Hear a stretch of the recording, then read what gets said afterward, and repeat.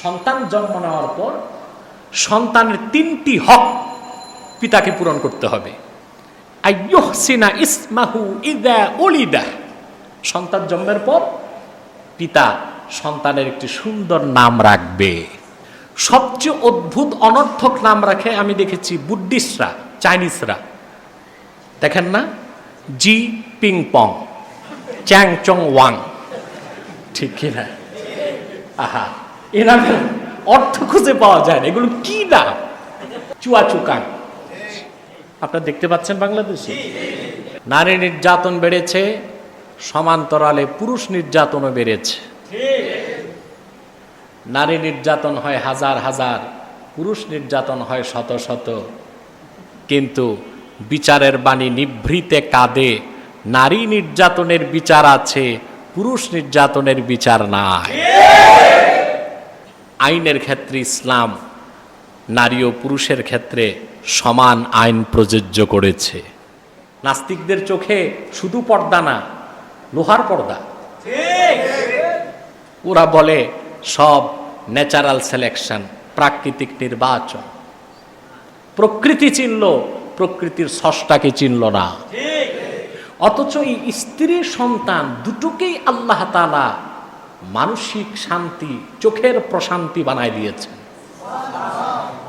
কিন্তু আমরা অশান্তিতে ভুগছি একমাত্র ইসলামের বিধানকে না মানার কারণে।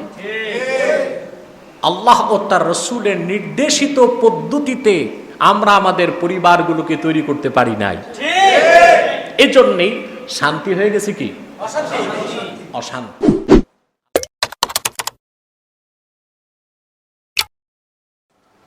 নাহমাদুহু ওয়া নাস্তাঈনুহু ওয়া নাস্তাগফিরুহু ওয়া নাউযু বিল্লাহি মিন শুরুরি আনফুসিনা ওয়া মিন সাইয়্যাতি আ'মালিনা মান ইয়াহদিহিল্লাহু ফালা মুদিল্লা লাহু ওয়া মান ইউদ্লিলহু ফালা হাদিয়া লাহু ওয়া নাশহাদু আন লা ইলাহা ইল্লাল্লাহ ওয়াহদাহু লা শারীকা লাহু ওয়া নাশহাদু আন্না মুহাম্মাদান আবদুহু ওয়া রাসূলুহু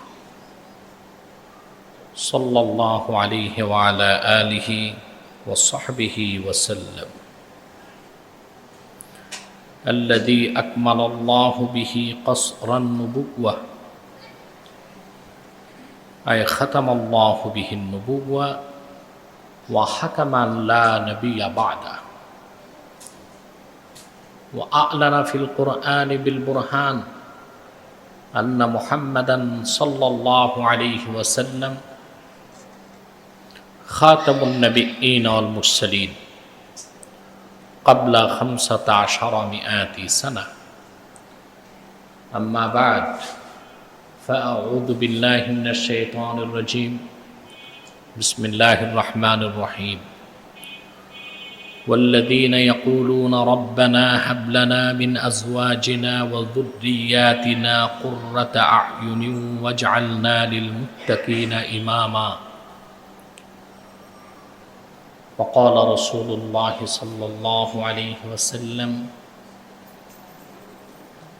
أدبوا أولادكم بثلاث خصال حب نبيكم وآل بيته وتلاوة القرآن أخرجه الطبراني عن علي كرم الله وجهه صدق الله العظيم وصدق رسوله النبي الكريم ونحن على ذلك من الشاهدين والشاكرين والحمد لله رب العالمين। সম্মানিত মুসল্লিয়ানে কেরাম, আল্লাহ সুবহানাহু ওয়া তাআলা গোটা বিশ্ব মানবতার কল্যাণে, ইহকালীন কল্যাণ ও পরকালীন মুক্তির জন্যে তার হাবিব মুহাম্মদ সাল্লাল্লাহু আলাইহি ওয়াসাল্লামের মাধ্যমে বিশ্ববাসীকে উপহার দিয়েছেন পরিপূর্ণ জীবন বিধান দিন ইসলাম। বিশ্ব মানবতার কল্যাণে আল্লাহর পক্ষ থেকে মানব জাতির জন্য শ্রেষ্ঠ নেয়ামত হচ্ছে ইসলাম।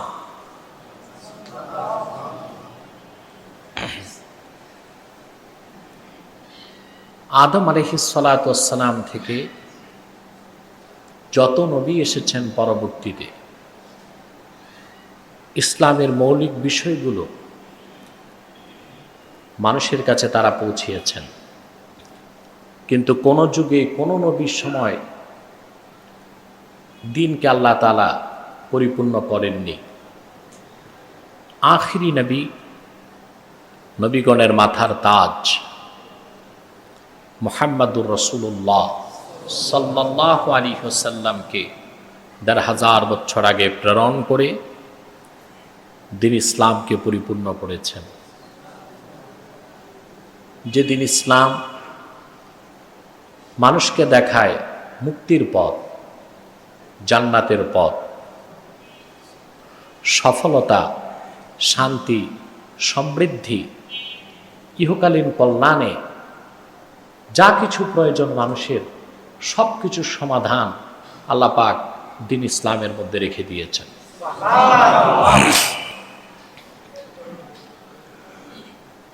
আল্লাহর পক্ষ থেকে রাসূল করিম সাল্লাল্লাহু আলাইহি ওয়াসাল্লামের আনিত দ্বীন ইসলামের অন্যতম বৈশিষ্ট্য এবং সৌন্দর্য,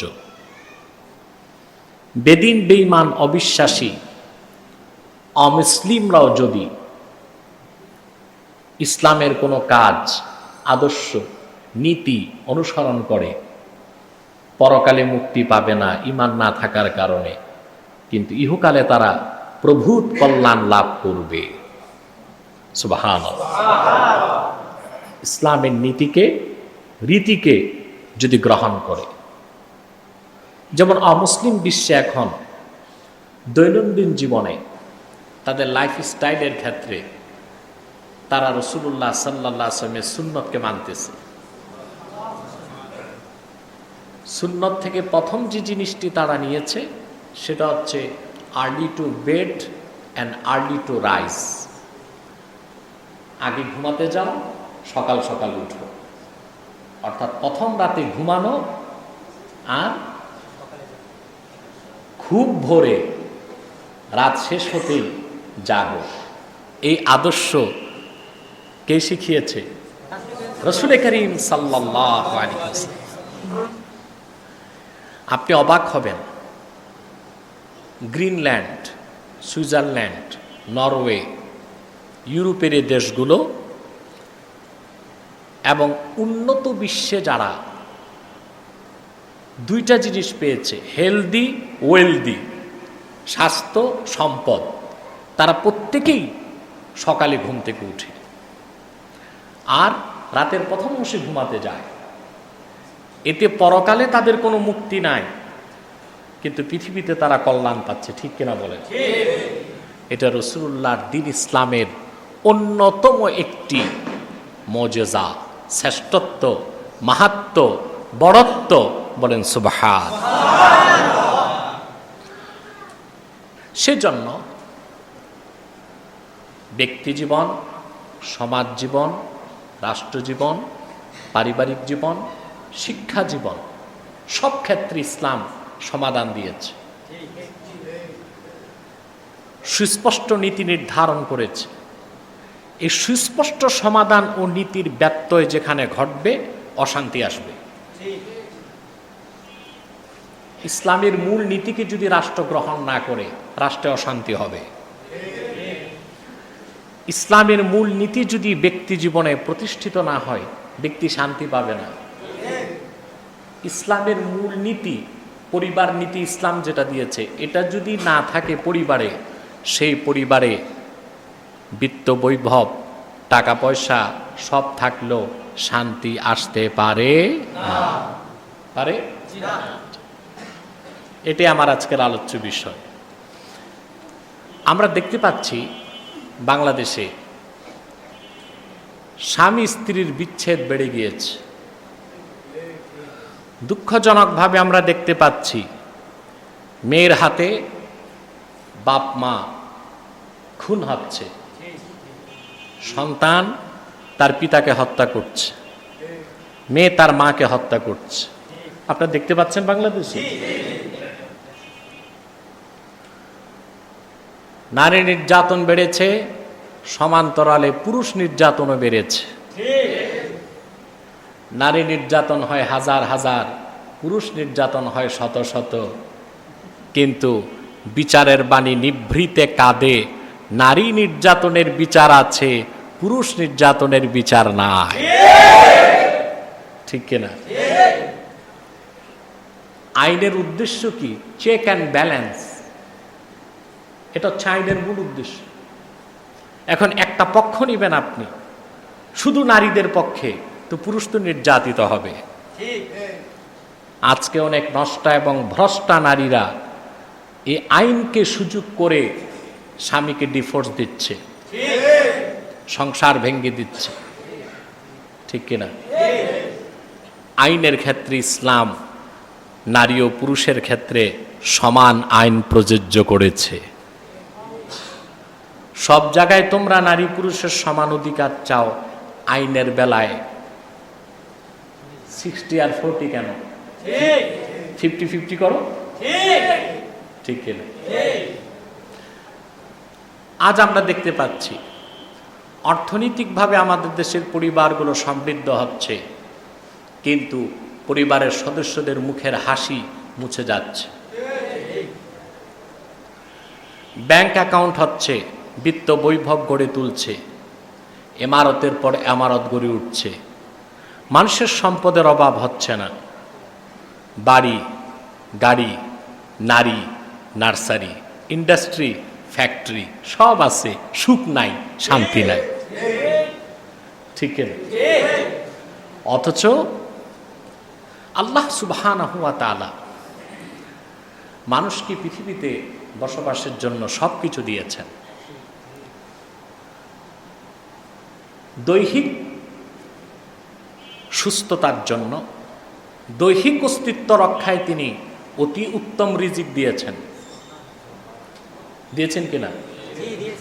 দৈহিক শান্তির জন্য আল্লাহ পাক সবচেয়ে দামি দামি খাদ্য আপনাদের দিয়েছেন। কোরআন কারিমে তিনি বলেছেন, ওয়ালাকাদ কাররামনা বানি আদামা ওয়া হামালনাহুম ফিল বাররি ওয়াল বাহরি ওয়া রাযাকনাহুম মিনাত তাইয়্যিবাত। আমি আদম সন্তানকে সম্মানিত করেছি, জল ও স্থলে কর্তৃত্ব দিয়েছি, আর অতি উত্তম সুস্বাদু খাদ্য তাদেরকে রিজিক হিসেবে দিয়েছি। দেখেন তো, এত বড় হাতি খায় কলা গাছ, আর মানুষ খায় কলা। সুবহানাল্লাহ কইবেন। মানুষ খায় কি? পেক করা। আল্লাহ কভার লাগাই দিচ্ছেন ব্যাকটেরিয়া ভাইরাস থেকে যেন মুক্ত থাকে। এত বড় প্রাণীটা খায় কলা গাছ, মানুষ খায় আসলটা। সুবহানাল্লাহ।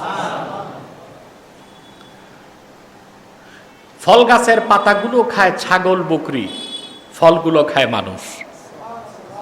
এই যে খান, চোখ খুলে তাকান, আনার বেদানা, ঠিক কিনা? আঙ্গুর, মনাক্কা, আরো কত ফল, রকমারি, এখন বিদেশি ফলগুলো আসতেছে বাংলাদেশ। চিন্তা করেন, একটা আনার দেখেন তো আল্লাহ কিভাবে সেটিং করেছেন দানাগুলোকে। সুবহানাল্লাহ। তার উপরে কত চিত্তাকর্ষক একটি আবরণ দিয়েছেন, দিয়েছেন অসম্ভব সম্মোহনীপূর্ণ গ্রাণ। সুবহানাল্লাহ। নাস্তিকদের চোখে শুধু পর্দা না, লোহার পর্দা। ওরা বলে সব ন্যাচারাল সিলেকশন, প্রাকৃতিক নির্বাচন। প্রকৃতি চিনল, প্রকৃতির স্রষ্টাকে চিনল না। নওজুবিল্লাহ বলে। তা আমাদের দৈহিক শান্তির জন্য, দৈহিক এক্সিস্টেন্স, অস্তিত্বর জন্যে তিনি দিলেন রিস্ক। ঠিক কিনা? অক্সিজেন দিলেন, এটাও রিজিক। পানি দিলেন, এটাও রিজিক। মানসিক প্রশান্তির জন্য দুটো জিনিস দিয়েছেন। সুবহানাল্লাহ। একটি হচ্ছে স্ত্রী, আরেক হচ্ছে সন্তান। সুবহানাল্লাহ বলবেন। স্ত্রী আর সন্তান। অথচ মানসিক প্রশান্তির জন্য দিলেন যে স্ত্রী আর সন্তান, আমাদের পরিবারগুলোতে অশান্তির মূলে এখন স্ত্রী এবং সন্তান। স্ত্রী পরকিয়া করতেছে, কথা বলেন, পরকিয়া করতেছে, অ্যান্ড্রয়েড মোবাইল দিয়ে দিছে, তারপরে কি হয় একের পর এক, সিইং, ডেটিং, গিভিং, গেটিং। ঠিক, সবচেয়ে ধোঁকা খায় প্রবাসীরা। বিয়ে করে যে বিদেশ যায় 6 বছরে আর দেশে আসে না, ঠিক কিনা? টাকা পয়সা পাঠায় স্ত্রীর অ্যাকাউন্টে, 6 বছর পরে এসে দেখে ব্যাংকের অ্যাকাউন্ট খালি, ঘরের বিছানা খালি, এ গেছে আরেকজনের সাথে। এর চেয়ে বড় অশান্তি আছে? কথা বলে। জন্মদাতা পিতার গায়ে যদি সন্তান হাত তুলে, এর চেয়ে বড় আযাব একজন পিতার জন্য কি হতে পারে?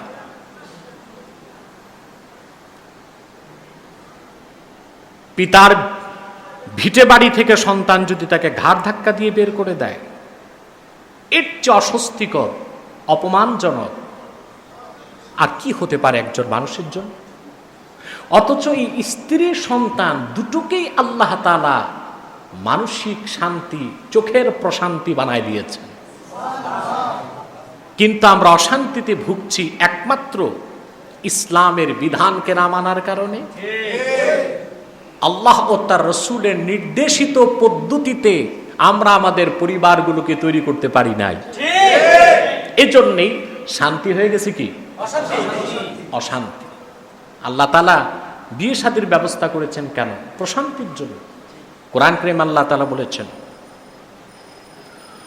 وَمِنْ آيَاتِهِ أَنْ خَلَقَ لَكُم مِّنْ أَنفُسِكُمْ أَزْوَاجًا لِتَسْكُنُوا إِلَيْهَا। সুবহানাল্লাহ। আল্লাহ পাক বলেন, আল্লাহর অসম্ভব নিদর্শনের মধ্যে এটা একটা নিদর্শন, তোমাদের মধ্য থেকে আল্লাহ তাআলা তোমাদের স্ত্রীদের তৈরি করেছেন যেন তোমরা তাদের সান্নিধ্যে যেয়ে শান্তি পাও। কি পাও? আমাদের মধ্যে অনেকে শান্তি তো পাবে, দূরে থাক, ভাতও পায় না, কপালে ঝাড়ু আর ঝাঁটা জুটছে। কথা বলেন। আল্লাহ তাআলা করছেন ব্যবস্থা কিসের জন্য? শান্তির জন্য। আর আমরা ভাই অশান্তি। সন্তান, এটা আল্লাহ তাআলা চোখের শীতলতা বানায় দিয়েছেন। সুবহানাল্লাহ। আল্লাহ পাক কোরআন কারীমে বলেছেন, زُيِّنَ لِلنَّاسِ حُبُّ الشَّهَوَاتِ مِنَ النِّسَاءِ وَالْبَنِينَ وَالْقَنَاطِيرِ الْمُقَنطَرَةِ مِنَ الذَّهَبِ وَالْفِضَّةِ وَالْخَيْلِ الْمُسَوَّمَةِ وَالْأَنْعَامِ وَالْحَرْثِ ذَلِكَ مَتَاعُ الْحَيَاةِ الدُّنْيَا وَاللَّهُ عِندَهُ حُسْنُ الْمَآبِ। আল্লাহ পাক বলেন, পৃথিবীর মানুষ, তোমাদের জন্য স্ত্রীদের প্রতি আকর্ষণ, তোমাদের ঔরসজাত সন্তান এবং কারিকারি সোনারূপা, পছন্দনীয় ঘোড়া আর গৃহপালিত পশু আর ক্ষেতের ফসল, এগুলোকে তোমাদের কাছে প্রিয় করা হয়েছে, চিত্তাকর্ষক করা হয়েছে। এগুলোর মাধ্যমে যেন তোমরা পৃথিবীতে শান্তি পাও, সুখ পাও, আনন্দ পাও। বলেন সুবহানাল্লাহ।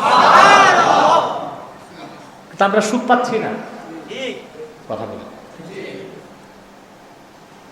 পৃথিবীতে বলা হয় সবচেয়ে সুখী মানুষ জাপানিজরা বলা হয়, কিন্তু সবচেয়ে বেশি আত্মহত্যা হয় জাপানে। এটা কেমন সুখ? এটা কেমন সুখ যে সুখের চোটে ওরা আত্মহত্যা করছে? সবচেয়ে বেশি আত্মহত্যা জাপানে। কোথায়? এমন সুখ দরকার আছে? আজকে আমাদের সমাজে, আমাদের পরিবারে, আমাদের রাষ্ট্রের অশান্তির মূলে আমরা ব্যক্তি জীবনে শান্তি পাচ্ছি না, আমাদের পরিবারগুলোতে শান্তি নেই। অথচ স্ত্রী সন্তান এটাকে আল্লাহ চোখের ঠান্ডাক, দিল কি ধড়কন আঁখো কি ঠান্ডাক, সুবহানাল্লাহ। স্ত্রী সন্তান মনের প্রশান্তি, চোখের শীতলতা, এটা আল্লাহ বানাই দিয়েছেন। কিন্তু শুধু রাসূলুল্লাহর আদর্শকে না মেনে ইসলামী জিন্দেগিকে বাদ দেবার কারণে আমরা শান্তি খুঁজে পাচ্ছি না। সন্তান আর স্ত্রী হয়ে গেছে অশান্তির মূল নেয়ামক, অশান্তির মূল উপকরণ, ঠিক কিনা বলে? সেজন্য মেয়ে মাকে খুন করছে, ছেলে তার বাপকে খুন করছে। এগুলো আপনারা দেখেন না? না আপনাদের চোখও কাঠের চশমা লাগাইছে? দেখেন, শান্তি খুঁজে পাচ্ছে না।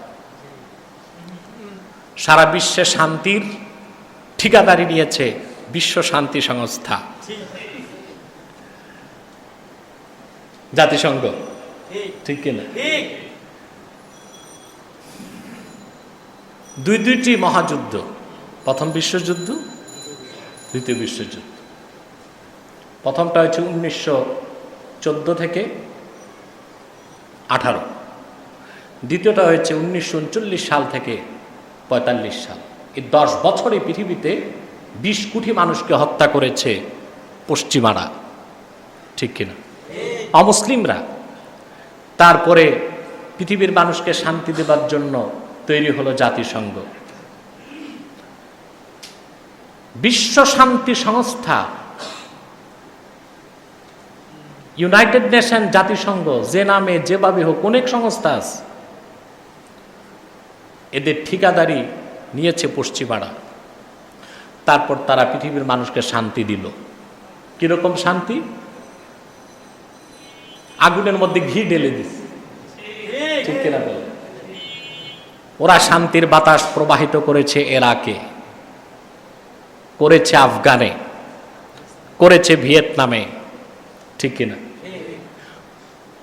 ন্যাটো তৈরি করে শান্তি বন্টন করেছে বসনিয়াতে, ঠিক কিনা? এই হচ্ছে তাদের শান্তি।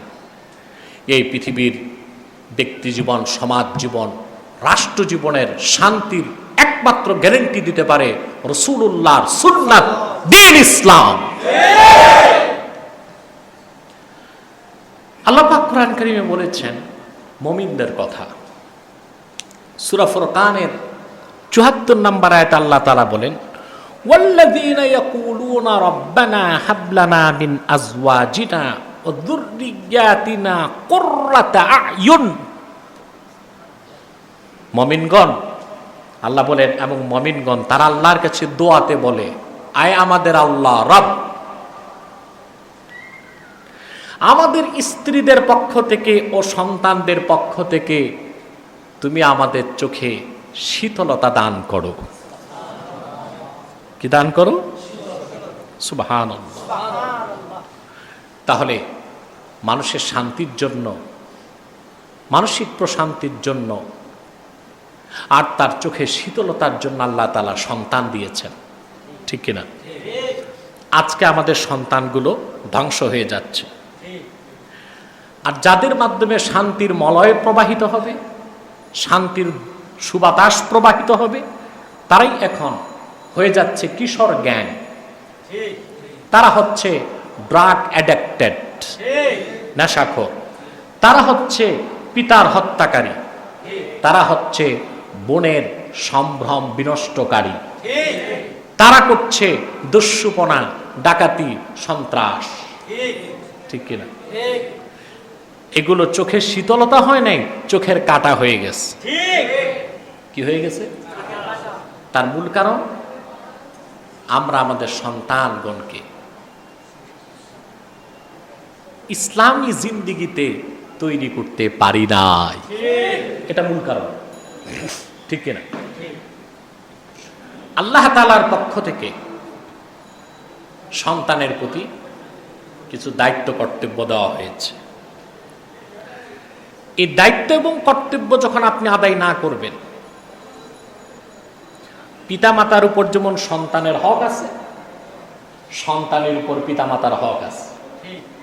আমাদের দেশের বক্তারা শুধু পিতা মাতার হকের ওয়াজ করে, তাহলে মুরব্বীরা টাকা পয়সা দিবে বেশি, ঠিক কিনা? কথা বলে না। কিন্তু পিতা মাতার যে সন্তানের উপর হক আছে এই কথাগুলো আর বলে না। কথা বলেন। সামারকান্দের বিখ্যাত আলেম ছিলেন ইমাম ইস্কান্দারি, সামারকান্দে। উনি আবুল্লাহ সামারকান্দিরও উস্তাদের উস্তাদ। উনি বহু আগে অনেক বড় আলেম ছিলেন। ওনাকে যে এক লোক কানতেছে, বলল ইন্না ইবনি কদ দরাবানি ওয়া আওজানি, হযরত আমার ছেলে আমারে পিটাইছে, আর হালকা পাতলা পিট্টি দেয় নাই, খুব ব্যথা দিস। আলেম জিজ্ঞেস করছে তাকে, তোমার ছেলেকে তুমি কোরআন শরীফ পড়িয়েছ? বলে না।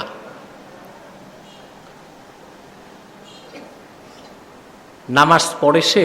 নামাজ শিখাইছো? বলে তাও পড়ে না। জুমার নামাজ পড়ে? কয় না, তাও পড়ে না। তখন ইমাম ইস্কান্দারি বললেন, তুমি আল্লাহ শুকরিয়া আদায় করো যে ছেলে তোমারে কয়েকটা থাপ্পড় দিয়েছে, মাথাটা গুঁড়া করে দেয় না। তোমার মতো নাদান যে সন্তানকে কোরআন শরীফ পড়াও নাই, নামাজ শিখাও নাই, জুমার নামাজও যায় না, এরকম সন্তান তো তোমারে মারবেই। ঠিক কিনা বলে? আজ যেসব অভিজাত পরিবারে কিশোর কিশোরী ছেলে মেয়েরা পিতা মাতাকে হত্যা করছে, তার মূলে যে দেখেন এরা পড়াশোনা করেছে এ লেভেল ও লেভেলে, ইংলিশ মিডিয়াম, জিন্দিগিতে মক্তবের ধারে কাছে যায় নাই। মসজিদে কোরআন শরীফ পড়তে সকালে যাবে, সময় আছে? কথা বলে না। ও তো ব্রেকফাস্ট করে দৌড়েছে ও লেভেল এ লেভেল। বাপ মা কোরআন শরীফ শিখায় নাই, দু একটা হাদিস শোনায় নাই। রাসূল করিম সাল্লাল্লাহু আলাইহি ওয়াসাল্লাম ওনার আরশচুম্বী সুমহান মর্যাদার কথা কোনোদিন বলে নাই। ইসলাম কি তাও শিখায় নাই, নামাজ কি তাও শিখায় নাই। এই সন্তানগুলো ও লেভেল এ লেভেল পাশ করে ড্রাগ অ্যাডিক্টেড হচ্ছে, ইয়াবাখোর। এখন তো আসছে এলএসডি, গত জুমায় বলেছিলাম না, এগুলো খায়। এগুলো খাওয়ার পর যার আগে গাঁজা টাজা খাইতো, বাংলা মদ, চোলা মদ, এরা দেখতো যে তাল গাছের উপর বাজার। আর ইয়াবার এলএসডি যারা খায় এরা দেখে, এরা আরো কিছু দেখে, এরা দেখে এরা যুদ্ধের ময়দানে চলে গেছে, এদের হাতে AK-47, তারপর গুলি করে এক সময় দেখে নিজ হাতে বাপ মাকে জবাই করে রেখে দিচ্ছে। ঠিক কিনা? তাহলে মূল কারণ হচ্ছে আমরা কোরআন সুন্নাহর তারবিয়ত দিয়ে সন্তানকে গঠন করতে পারি না। কথা বুঝতেছেন? এখন আপনার প্রথম দায়িত্ব সন্তানের প্রতি কি? সুবহানাল্লাহ। সব কথা আল্লাহ কোরআন কারীমে বলে দিয়েছেন। আল্লাহ পাক বলেছেন, ইয়া আইয়ুহাল্লাযীনা আমানু কু আনফুসাকুম ওয়া আহলিকুম নারা। হে মুমিনগণ, তোমরা নিজেদেরকে এবং নিজের সন্তান সন্ততিকে জাহান্নামের আগুন থেকে বাঁচাও। সুবহানাল্লাহ। জোরে বললে গুনাহ হবে। এটা আল্লাহর নির্দেশ। আপনাকেও জাহান্নাম থেকে বাঁচতে হবে, সন্তানকেও বাঁচাতে হবে। আপনাকেও জাহান্নাম থেকে বাঁচতে হবে, সন্তানকেও। তার মানে আপনার সন্তানকে আখিরাত মুখী করতে হবে। কি করতে হবে?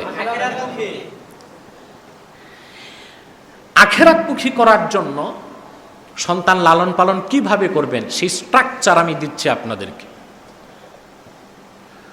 জন্মের পর সন্তান জন্ম হওয়ার পর আপনার কিছু দায়িত্ব আছে। কি আছে? জন্মের পরে আর যে দায়িত্ব তিনটি। কয়টি? হযরত আবু হুরায়রা রাদিয়াল্লাহু তাআলা আনহু বর্ণনা করেছেন, আল্লাহর হাবিব সাল্লাল্লাহু আলাইহি ওয়াসাল্লাম ইরশাদ করেছেন, মিন হাক্কিল ওয়ালাদি আলাল ওয়ালিদ সালাসাতু আশিয়া। জন্মের পর শিশু সন্তান একদম জন্ম নিল, সন্তান জন্ম নেওয়ার পর সন্তানের 3টি হক পিতাকে পূরণ করতে হবে। পিতার উপর 3টি হক। যারা বিয়ে শাদী করেছেন কান পেতে শোনেন, পিতা হয়েছেন যারা, পিতা হবেন তাদেরকে বলছি, ছেলে হোক মেয়ে হোক, সন্তান জন্মের পরে কয়টা হক? কার উপর? রাসূল করিম সাল্লাল্লাহু আলাইহি ওয়াসাল্লাম ইরশাদ করেছেন, প্রথম হক আইয়ুহসিনা ইসমাহু ইযা উলিদা। সন্তান জন্মের পর পিতা সন্তানের একটি সুন্দর নাম রাখবে। আমরা এখানে একটু রেজাল্ট করি। স্যামেটিক ধর্মের অনুসারী যারা, স্যামেটিক ইহুদি খ্রিস্টান, এগুলো এক সময় আসমানি ধর্ম ছিল, ইসলাম আসার পর সব কি হয়ে গেছে? বাদ। তাদের নামগুলোতে কিছু অর্থ পাওয়া যায়। যেমন হযরত দানিয়ালের নাম তারা রাখে ড্যানিয়েল, দাউদের নামে নাম রাখে ডেভিড, ইসহাকের নামে নাম রাখে জ্যাকব, ঈসার নামে নাম রাখে জেসাস, ইদ্রিস আলাইহিস সালামের নামে নাম রাখে অদ্রিক। বুঝলেন? ইহুদিরা ওল্ড টেস্টামেন্ট থেকে নাম নেয়। যেমন ওদের ধারণা ইউসুফ আলাইহিস সালামের এক ভাইয়ের নাম ছিল নাপথালি। কি নাম? এই জন্য ইসরায়েলের প্রধানমন্ত্রী ইহুদি, তার নাম নাপথালি। সবচেয়ে অদ্ভুত অনর্থক নাম রাখে আমি দেখেছি বুদ্ধিস্টরা, চাইনিজরা। দেখেন না, জি পিং পং, চ্যাং চং ওয়াং, ঠিক কিনা? আহা, এ নামের অর্থ খুঁজে পাওয়া যায় না। এগুলো কি নাম? চুয়াচুকাং,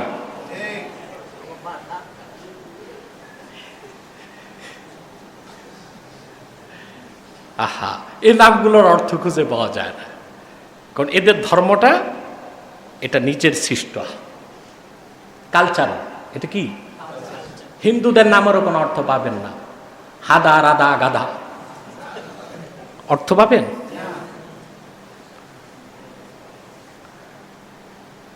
আমাদের দেশে কি নাম রাখে দেখেন না? বন্যা, কন্যা, ঠিক কি? পত্রিকায় দেখলাম 2 গ্রুপে মারামারি লাগছে, 2 সন্ত্রাসী মারা গেছে। নাম কি সন্ত্রাসীদের? একটার নাম হকিস্টিক বল্টু, আরেকটার নাম জুতা নান্টু। এই যদি হয় মুসলমানের সন্তানের নাম, নামের তো একটা আসর আছে, কথা বলেন না?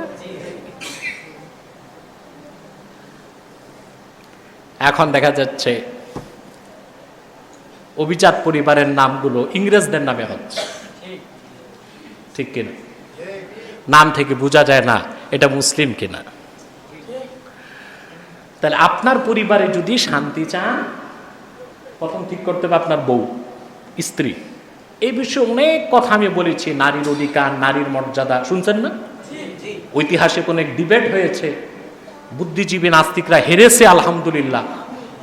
আজকে বলতেছি সন্তানের কথা। কার কথা? সন্তানের। তো সন্তান জন্মের পরে পিতার উপর কয়টা হক? 3টি। প্রথম কি? আইয়ুহসিনা ইসমাহু ইযা উলিদা। প্রথম কাজ। দ্বিতীয় হক পিতার উপর সন্তানের জন্য, ওয়া ইউআল্লিমাহুল কিতাবা ইযা আকালা। আর যখন তার জ্ঞান চলে আসবে তখন তাকে কোরআন কারীমের সবক শুরু করবে। আগে কি কিন্ডারগার্টেন না মক্তব?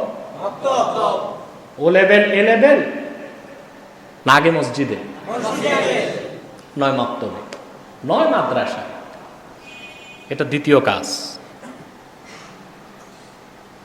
3 নাম্বার, রাসূল করিম সাল্লাল্লাহু আলাইহি ওয়াসাল্লাম বলেছেন, ওয়া ইউযাওবিজুহু ইযা আদরাকা। পিতা তাকে লালন পালন করবে, যখন সে বালেগ হয়ে যাবে, ফিজিক্যালি ম্যাচিউরড হয়ে যাবে, তখন পিতা তাকে বিয়ে করিয়ে দিবে। সুবহানাল্লাহ। কি করিয়ে দিবে? আমাদের যুবকরা কেরিয়ার গঠন করতে করতে আদু ভাইয়ের মতো জীবন শেষ। ঠিক, যখন বউ পাইছে চাকরি পায়নি, যখন চাকরি পাইছে বউ নাই। আশ্চর্য অবস্থা। কেরিয়ার গঠন করেন না আপনি। বিয়ে শাদী করলে কি পড়াশোনা করা হারাম? কথা বলেন।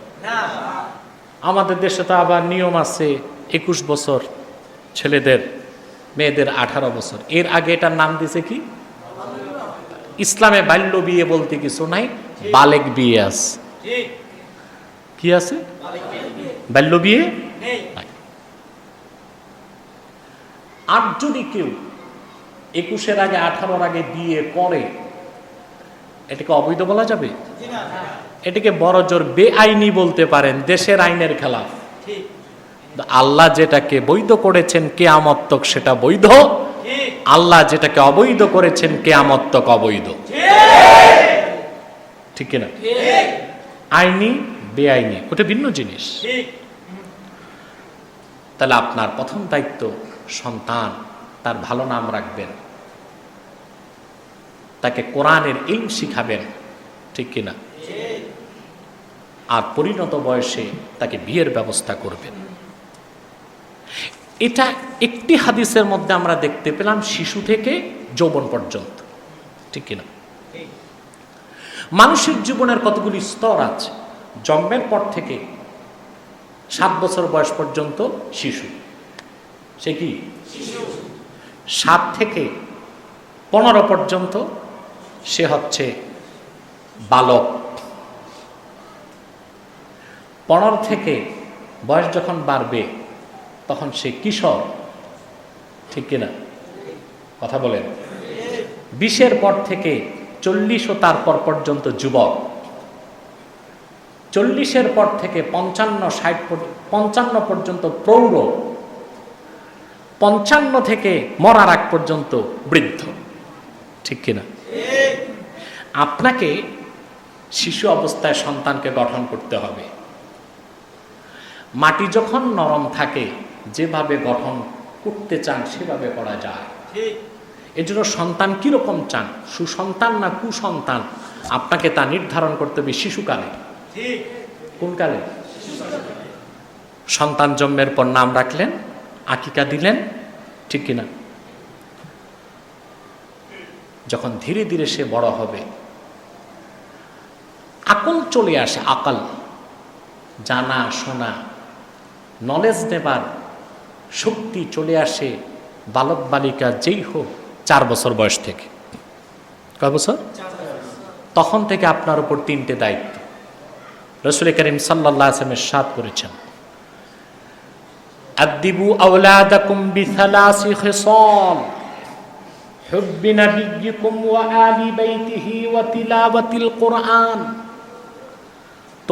তোমরা তোমাদের সন্তান ছেলে হোক মেয়ে হোক 3টি আদব শিখাও। প্রথমে কয়টি আদব? 1, আমি মুহাম্মদ সাল্লাল্লাহু আলাইহি ওয়াসাল্লামের ভালোবাসা শিখাও। আমার বংশধরগণের ভালোবাসা শিখাও। কোরআন কারীমের তেলাওয়াত শিখাও।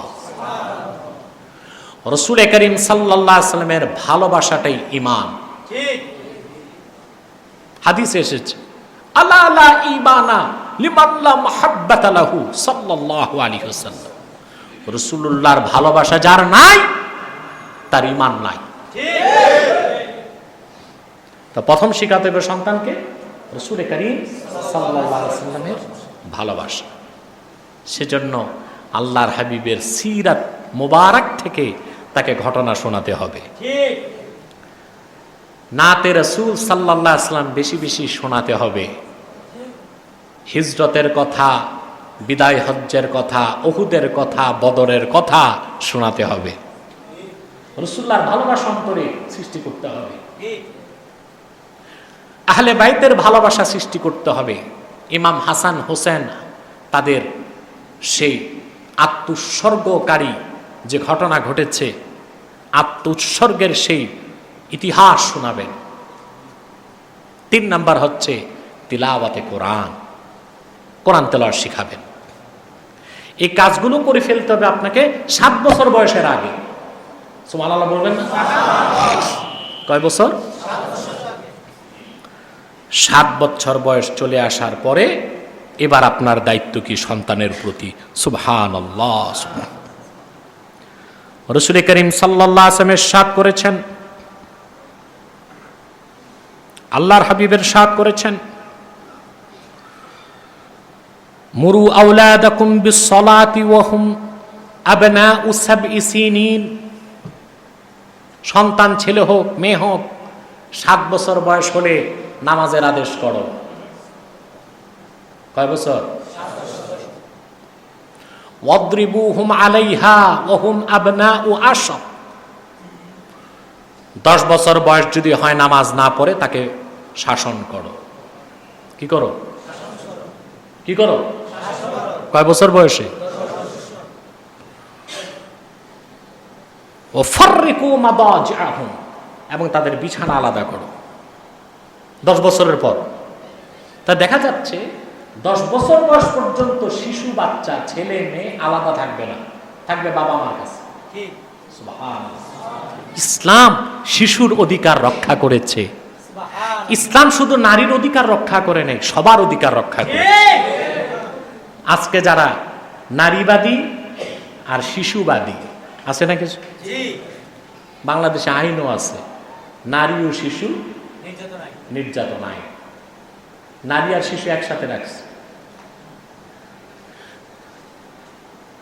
প্রচলিত আইনে শিশুদের প্রতি অত্যাচার করা হচ্ছে। বাংলাদেশে একটি ঘটনা ঘটেছে, এটা টক অফ দ্য কান্ট্রি হয়েছে মিডিয়াতে। এক অন্তঃসত্ত্বা গর্ভবতী নারীকে জেলখানায় ঢুকানো হয়েছে। সে বাচ্চা প্রসব করেছে জেলখানায়। তিনি সাবেক এক অ্যাটর্নি জেনারেলের পুত্রবধূ। যারা এই দেশের মানুষকে আইন শিখায়, যারা আইনের শাসন চায়, যারা শরিয়া আইনের বিরোধিতা করে, ইংরেজদের গোলামি করে তারা মানুষকে মুক্তি দিতে পারে নাই, নির্যাতন করেছে, নিপীড়ন করেছে, তারা নিজেরাই আইনের প্রতি বৃদ্ধাঙ্গুলি প্রদর্শন করছে। অথচ ইসলাম শিশুর অধিকার রক্ষা করেছে কিভাবে? ইসলামী আইন হচ্ছে, ইসলামী শরিয়া আইন হচ্ছে, কোন নারীর উপর যদি মৃত্যুদণ্ড প্রযোজ্য হয়, নারী যদি গর্ভবতী হয়, আল্লাহ ও তার রাসূলের হুকুম, ওই মহিলাকে মৃত্যুদণ্ড দেওয়া যাবে না যতদিন না তার বাচ্চা প্রসব না হবে। বাচ্চা প্রসবের পর যদি সন্তানের মায়ের দুধ ছাড়া বাঁচার সম্ভাবনা না থাকে, দুধ পান করাবে, তারপরে সেই মহিলার মৃত্যুদণ্ড হতে পারে। তোমরা কিভাবে অন্তঃসত্ত্বা গর্ভধারিণী একটি নারীকে জেলখানায় ভরো, সেখানে বাচ্চা প্রসব হয়। বাচ্চা প্রসবের সময় একটি মহিলা জীবন মৃত্যুর সন্ধিক্ষণে থাকে। তার চরম আকুতি থাকে, তার সঙ্গে তার স্বামী দাঁড়াক, তার মা তার কাছে থাকুক, তার বোন তার কাছে থাকুক, ঠিক কিনা? এরকম একটি জীবন মৃত্যুর সন্ধিক্ষণে মহিলাকে কারাগারে রাখা, এর চেয়ে বড় নারী নির্যাতন কি হতে পারে? এর চেয়ে বেশি শিশু নির্যাতন কি হতে পারে? অতএব বলবো, ইংরেজদের ত্রুটিপূর্ণ আইন এবার ডিলিট করো। ইসলাম যে শরিয়া আইন দিয়েছে সেটা কায়েম করো। ব্যক্তি, সমাজ, রাষ্ট্রে শান্তি ফিরে আসবে, তাতে কোনো সন্দেহ নেই, ঠিক না? তাহলে 10 বছর বয়সে আপনি বিছানা আলাদা করবেন। আর শাসন শুরু হবে কত বছর বয়স থেকে? 10। তাহলে বোঝা যায় শিশু বাচ্চা যত অপরাধ করুক 10 বছরের আগে তার গায়ে হাত তোলা যাবে না। আমাদের দেশে কিছু ফটিক চান আছে, ফটিক চান বুঝেন, নিজে পড়াশোনা করেন ঘোড়ার ডিম ক্লাস 2, কিন্তু বাচ্চা স্কুলে যায় না, এরে গাছে লটকায় বিচায় না। এটা বিধান না, এটা নিয়ম না। এইসব ফটিক চান মার্কা মানুষের সন্তানগুলো অতিরিক্ত শাসনে আর পড়াশোনাই করে না, ঠিক না। 10 বছর বয়সের আগে আপনি মারতে পারবেন। আমাদের দেশে কিছু মক্তবে মাদ্রাসা তো কাণ্ড জ্ঞানহীন মৌলবি আছে, বাচ্চাদের মাথা নিচে দিয়া ঠ্যাং উপরে দিয়া পিটায়, এরপর মরে যায়। তারপর মোহতামিম কমিটি শ্বশুর বাড়ি যেয়ে পালায়। এটা হারাম। 10 বছর বয়সের আগে গায়ে হাত তুলাই নিষেধ। 10 বছর বয়সের পরও যদি আপনি শাসন করতে চান, তাহলে আপনি তাকে মৃদু প্রহার করতে পারেন। কিরকম? একেবারেই মৃদু। কিছুটা শাসন না থাকলে সন্তান ভালো হবে না। হবে না। রাসূল কারীম সাল্লাল্লাহু আলাইহি ওয়াসাল্লামের হাদিস আছে, আল্লাহর হাবিব ইরশাদ করেছেন, লা তাদা আসাকা আন আহলিকা আদাবান, তুমি তোমার সন্তানদেরকে আদব শিক্ষা দেবার জন্য লাঠি সরিও না। এর হুকুমেই না লাঠি দিয়া মারো। লাঠি দেখলে তো ছেলে মেয়ে ঠিক ঠিক কিনা? ইবনে আব্বাস রাদিয়াল্লাহু তাআলা আনহু বর্ণনা করেছেন, ইমাম তাবারানী রওয়ায়াত করেছেন, আল্লাহর হাবিব সাল্লাল্লাহু আলাইহি ওয়াসাল্লাম ইরশাদ করেছেন, তোমরা ঘরে চাবুক টাঙ্গিয়ে রাখো। ঘরের যত মানুষ চাবুক মারার দরকার নাই, এটা দেখবে আর সোজা হয়ে যাবে, ঠিক কিনা? তা দেখুন তো আপনি সন্তান লালন পালনের পদ্ধতি কি, এগুলো মনে থাকবে আপনাদের? কথা বলো।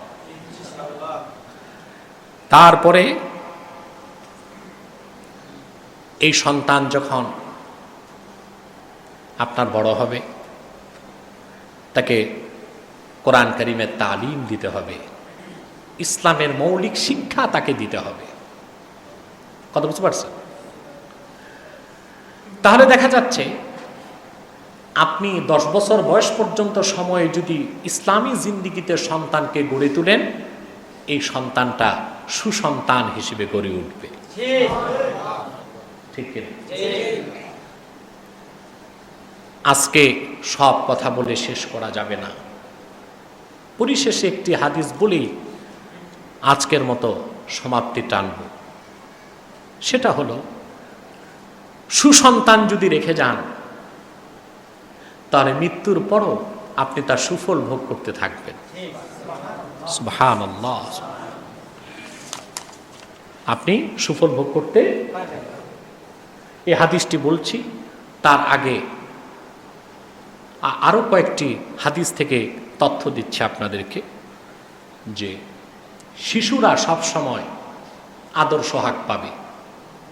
শিশুকালে এদেরকে কোনো শাসন করা, শাসন শুরু হবে বালক থেকে। কিসের থেকে? 7 পর আর শিশু থাকে না, এটা বালকে চলে যায়। কিসে? তারপরে বালেক, তারপরে কি? রাসূল কারীম সাল্লাল্লাহু আলাইহি ওয়াসাল্লাম শিশুদেরকে কিভাবে আদর করতে হবে এই শিক্ষাটা উম্মতকে দিয়েছেন। হযরত আবু হুরায়রা রাদিয়াল্লাহু তাআলা আনহু বলেন, قبل رسول الله صلى الله عليه وسلم الحسن بن علي وعنده الأقرع ابن حابس التميمي جالسا। রাসূল করিম সাল্লাল্লাহু আলাইহি ওয়াসাল্লাম একদিন হযরত হাসান রাদিয়াল্লাহু তাআলা আনহুকে চুমু দিলেন। হযরত হাসান, وعنده أقرع ابن حابس التميمي جالسا। রাসূলুল্লাহ সাল্লাল্লাহু আলাইহি ওয়াসাল্লামের সামনে এক সাহাবী বসেছিলেন, ওনার নাম হচ্ছে আকরা ইবনু হাবিস আত-তামিমি। ফাকাল আল আকরা, সাহাবী এই দৃশ্য দেখে বললেন, ইন্নালি আশারাতাম মিনাল ওয়ালাদ মা কাব্বালতু মিনহুম আহাদা। ইয়া রাসূলুল্লাহ, আমার 10 জন সন্তান আছে, জীবন একটা চুমা দিয়া দেখিনি। কতজন সন্তান? 10 জন। আল্লাহর হাবিব সাল্লাল্লাহু আলাইহি ওয়াসাল্লাম আফসোস করে বললেন, ফানাযারা ইলাইহি রাসূলুল্লাহ সাল্লাল্লাহু আলাইহি ওয়াসাল্লাম সাল্লামা সুম্মা ক্বাল মান লা ইয়ারহাম লা ইউরহাম। আল্লাহর হাবিব তখন বললেন, আফসোস তোমার জন্য, তোমার 10টা সন্তান, কোনোদিন তাদেরকে একটু আদর করে চুমা দেওয়ার দয়াটাও জাগলো না। যে ব্যক্তি শিশুদের প্রতি দয়া করে না, আল্লাহর পক্ষ থেকে কখনো সে অনুগ্রহ পায় না। কথা বুঝতে পেরেছেন?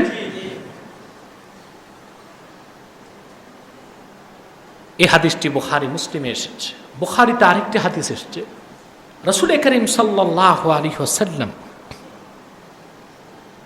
যখন শুনলেন ওনার ছেলে হযরত ইব্রাহিম রাদিয়াল্লাহু তাআলা অসুস্থ, মৃত্যুবরণ করবেন, আল্লাহর হাবিব সাল্লাল্লাহু আলাইহি সাল্লাম তার কাছে গেলেন।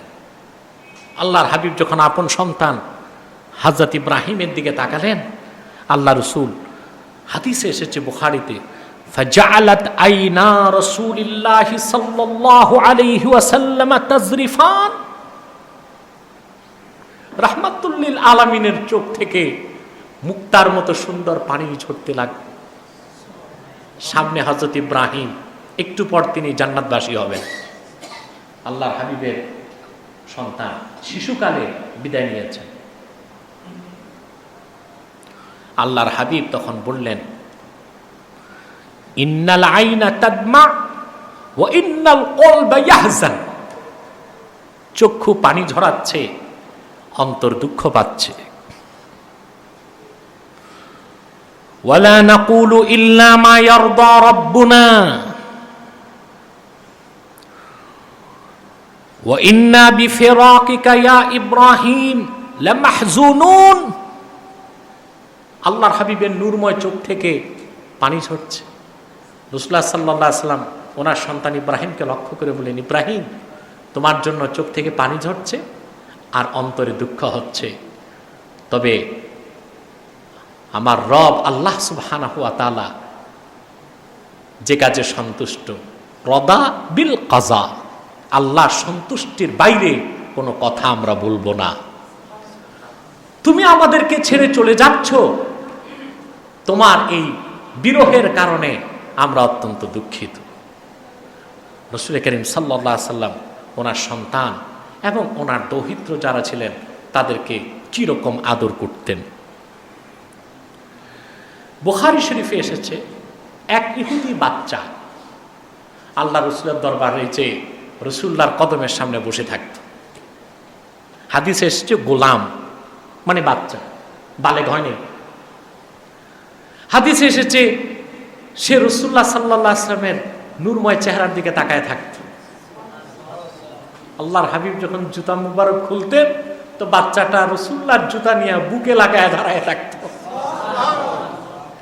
আল্লাহর হাবিব সাহাবায়ে কেরামকে বললেন, ওই ছোট্ট ছেলেটা আসে না কেন? সাহাবায়ে কেরাম বললেন, হুজুর, বাচ্চাটা মনে আর আসতে পারবে না, সে মারজে মৌতে মুবতালা, সে মৃত্যু পথযাত্রী। আল্লাহর হাবিব বললেন, চলো আমরা একটু তাকে দেখে আসি। হাদিস সাক্ষী আল্লাহর হাবিব সাল্লাল্লাহু আলাইহি সাল্লাম বাচ্চাটির কাছে যে বললেন, কুল লা ইলাহা ইল্লাল্লাহ ওয়া আন্নী রাসূলুল্লাহ। তুমি আমার এত খেদমত করেছ, তুমি আমার দরবারে, তুমি আমার দরবার, সুবহানাল্লাহ, রাসূলুল্লাহর দরবার শরীফ, এটির কোনো তুলনা আছে? তুমি আমার কদমে এত বসেছ, কিন্তু মৃত্যুর পরে তুমি জাহান্নামে যাবা, এটা তো হয় না। তুমি একবার কালেমা পড়ো। ফানাজারাল গুলামু ইলা আবিহি, বাচ্চাটা তার বাবার দিকে তাকায় আছে। বাবা ইহুদি, শুধু ইহুদি না, ইহুদির বড় আলেম, বাবার দিকে তাকায় আছে। বাচ্চা ছেলেটি আবার একবার আকাশের দিকে তাকায়, মালাকুল মউত চলে আসে কিনা, একবার রাসূলুল্লাহ নূরময় চেহারার দিকে তাকায়, আরেকবার আকাশের দিকে তাকায়, আরেকবার তার বাবার দিকে তাকায়। পরিশেষে তার বাপ তাকে বলল, ও বাচ্চা, তুমি কোনো দিক তাকায়ও না, আতি আবুল কাসেম সাল্লাল্লাহু আলাইহি সাল্লাম, মুহাম্মদ সাল্লাল্লাহু আলাইহি সাল্লাম যা বলেন তা মেনে নাও। বাচ্চাটি মুসলমান হয়ে গেল। রাসূলুল্লাহ তখন শুকরিয়া আদায় করলেন, আলহামদুলিল্লাহ আল্লাযী আনকাযাহু মিনান নার, প্রশংসা সে আল্লাহ যিনি তাকে জাহান্নাম থেকে মুক্তি দান করেছেন। এই riwayatটি বুখারীতে আছে, এইরকম আরেকটি riwayat আবু দাউদ শরীফেও আছে। এসব হাদিস থেকে আমরা বুঝতে পারি শিশু বাচ্চাদের প্রতি আমাদের মায়া কি হবে, নিজের সন্তানের প্রতি আমাদের দায়িত্ব এবং কর্তব্য কি হবে। যদি আমরা কোরআন সুন্নাহ মোতাবেক সন্তানকে গড়ে তুলতে পারি, এই সন্তান হবে আমাদের চোখের শীতলতা, ঠিক কিনা? ওয়াখির দাওয়ানা আলহামদুলিল্লাহি রাব্বিল আলামিন। আসসালামু আলাইকুম ওয়া রাহমাতুল্লাহি তাআলা ওয়া বারাকাতুহু।